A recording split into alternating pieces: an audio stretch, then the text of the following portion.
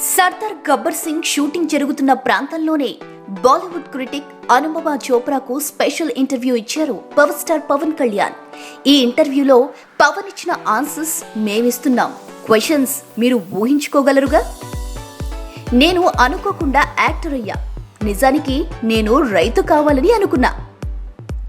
సినిమాల్లో చాలా పెద్ద మాటలు మాట్లాడుతూ ఉంటా. నిజ జీవితంలో ఇవన్నీ పాటించడం సాధ్యం కాదు. అది నన్ను ఇబ్బంది పెట్టే విషయం. నిజ జీవితంలో కూడా నా గొంతు వాదన వినిపించేందుకే రాజకీయాల్లోకి వచ్చా. సినిమాలే అన్నీ కాదు, జీవితం సినిమా కంటే చాలా పెద్దది. ఏదైనా సరే చెప్పడం నాకు చాలా ముఖ్యం. దేనికన్నా సరే ఇదే ఎక్కువ. నాకు నేను నిజాయితీగా ఉండాలని అనుకుంటా. నిజ జీవితంలో మనలో చాలా రకాల కోణాలుంటాయి. కానీ నేను నెగిటివ్ రోల్ చేయలేను.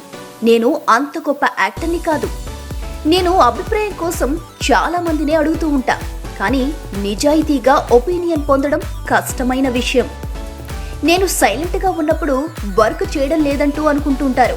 కానీ అది నిజం కాదు. ఇండియాలో సినిమా తీయడం చాలా కష్టమైన విషయమే. ఇక్కడ అన్నీ కావాలి, సరైన పాళ్ళలో ఉండాలనడమే కష్టం. షూటింగ్ లేనప్పుడు ఓ దెయ్యంలాగా చదువుతూనే ఉంటా. నా తిండి నేనే పండిస్తా. లా అండ్ ఆర్డర్ కరెక్ట్గా ఉండాలని భావిస్తా. ఇంకా బెటర్గా ఉండాలని అనుకుంటా. నేనిప్పుడు సినిమాల మీదే దృష్టి పెట్టా. లైఫ్లో నేను సెటిల్ అయ్యేందుకే ఇదంతా.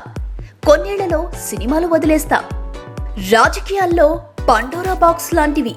నేను నా అంతర్గతంగా వచ్చే శబ్దాన్ని ఆపలేను.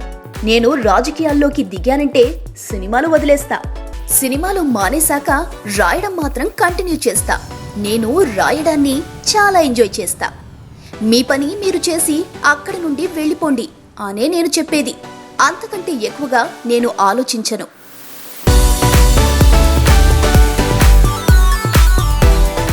సావిత్రి సినిమా ఆడియో ఫంక్షన్లో తాను చేసిన వ్యాఖ్యలపై తీవ్ర విమర్శలు రావడంతో ఆయన క్షమాపణ చెప్పారు.